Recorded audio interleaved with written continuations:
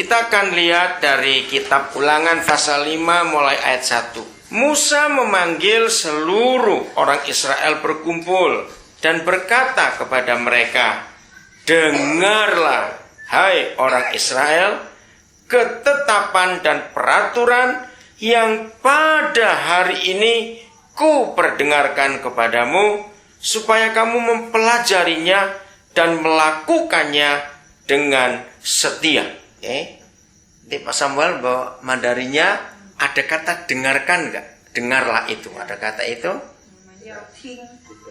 Oke, ya. Terjemahan apa di situ? Pakai apa? Dengarkan ya. Saudara, hidup ini ya, di antara makan, minum, kita bekerja dan semuanya itu, satu ini yang lebih penting daripada yang lain, yaitu mendengar.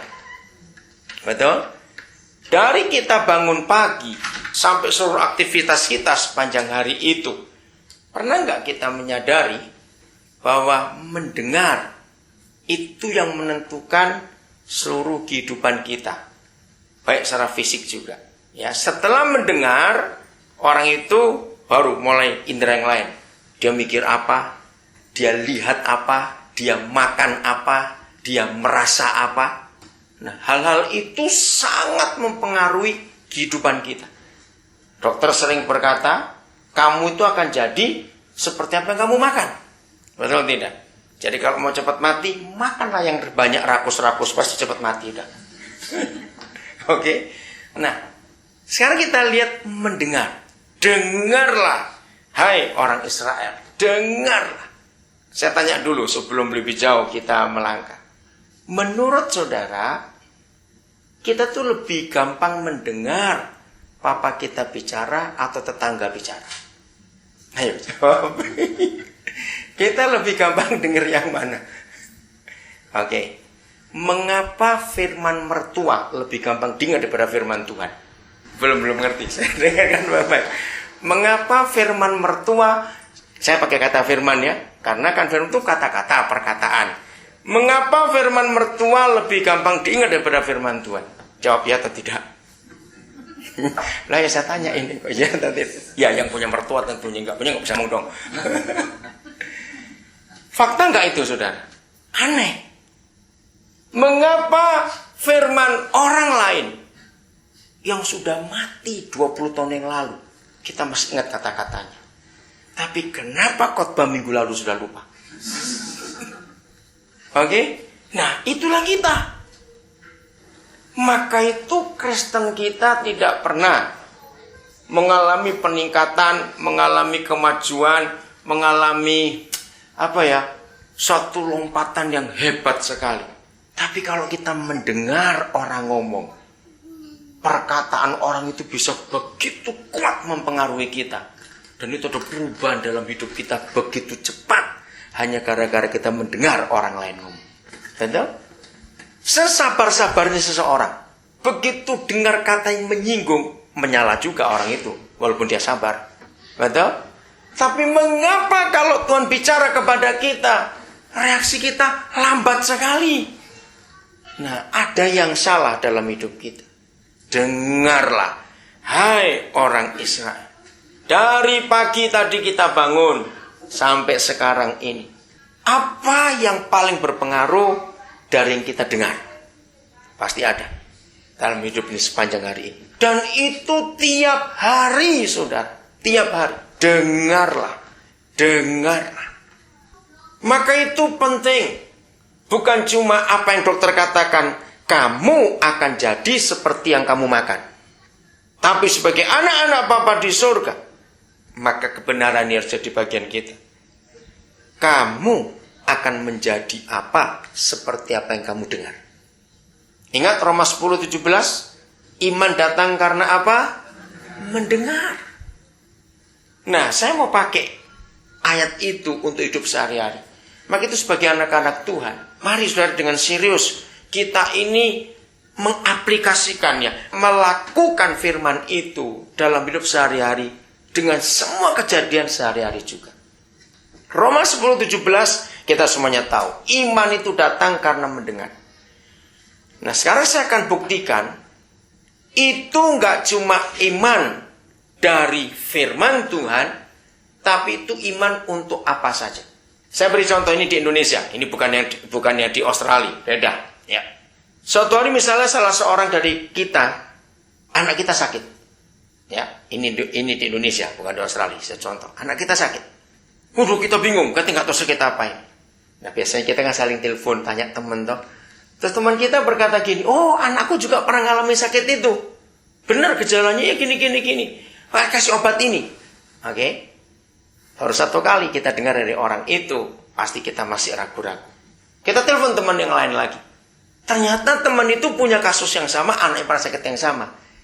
Teman itu yang kedua ini ya, ngomong tentang obat yang sama. Nah setelah 2 kali kita mendengar nama obat yang sama dari 2 orang berbeda, timbullah pada dalam hati kita, yakin, percaya. Apalagi kalau sampai orang ketiga yang kita telepon, ternyata ngomong obat yang sama. Kalau sampai kita nggak percaya, mungkin kita budak gitu aja sudah. Mesti 3 kali orang ngomong, mesti nggak percaya. Ngerti kata itu. Contoh yang lain, ini bisa di Australia. Suatu hari, saudara kok pingin makan ya, makan di mana ini anaknya ya. Sederhana sekali contoh-contoh ini. Terus ada teman beritahu, oh itu ada rumah makan baru buka. Aku baru nyoba kemana sana enak. Baru 1 orang ngomong, masih belum yakin. Tanya teman kedua, nyebut restoran yang sama. Sampai orang yang ketiga nyebut restoran yang sama. Muncul apa lagi dalam hati kita? Coba dong, mulai percaya. Betul nggak ilustrasi ini, saudara? Oke. Tuhan ngomong berapa kali kepada kita? Ayo, Tuhan ngomong berapa kali kepada kita? Masih dablek terus. Itulah kita. Orang ngomong kita percaya. Kenapa Tuhan ngomong kita nggak percaya? Padahal sama-sama ngomong. Sama-sama bicara.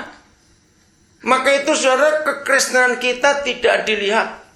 Berapa tahun kita jadi Kristen? Enggak. Kekristenan kita enggak dinilai.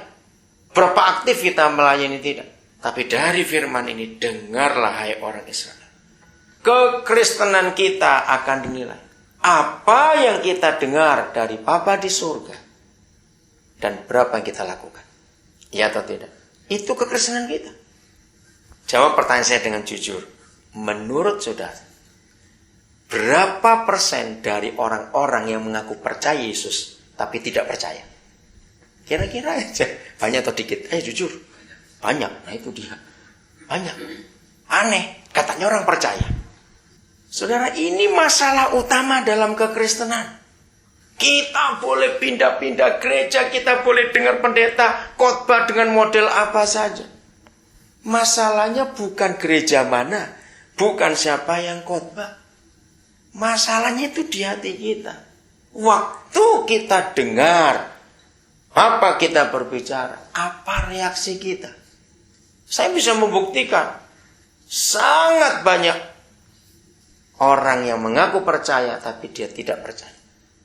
Sambil contoh, ya, iman Kristen kita, Alkitab mengajar jelas, itu dari iman nenek moyang kita yang namanya Abraham. Masih ingat? Kalau saudara baca Kejadian 12, itu menarik sekali. Pertama kali Abraham mendengar suara Yahweh yang kudus. Saya juga ada beberapa pertanyaan. 1, waktu itu Abraham sudah jadi orang percaya atau belum? Nah, itu yang luar biasa. Waktu itu, saat dia mendengar Yahweh berfirman kepada dia itu masih penyembah berhala. Dia belum tahu siapa yang benar, itu dia belum tahu. Nomor 2, sebelumnya Abraham sudah pernah dengar Tuhan ngomong atau belum? Belum. Nah, itu yang luar biasa. Masih ingat apa yang Yahweh bicara pada dia hari itu? Pergilah dari keluargamu. Tinggalkan sanak saudaramu. Keluar dari negerimu. Ke suatu tempat yang akan tunjukkan kepadamu. Luar biasa. Berangkat, saudara. Dengarnya pertanyaan ini. Sekristen-kristennya kita. Ngerti kata sekristen kita tuh ngerti nggak maksudnya itu? Oke? Saya itu agak sulit cari kalimat yang tepat itu ya. Pokoknya sekristen-kristennya kita. Malam ini Tuhan ngomong, besok kamu ke airport. Bawa semua keluargamu. Kamu pindah. Tapi nggak diberitahu kemana. Kita akan lihat.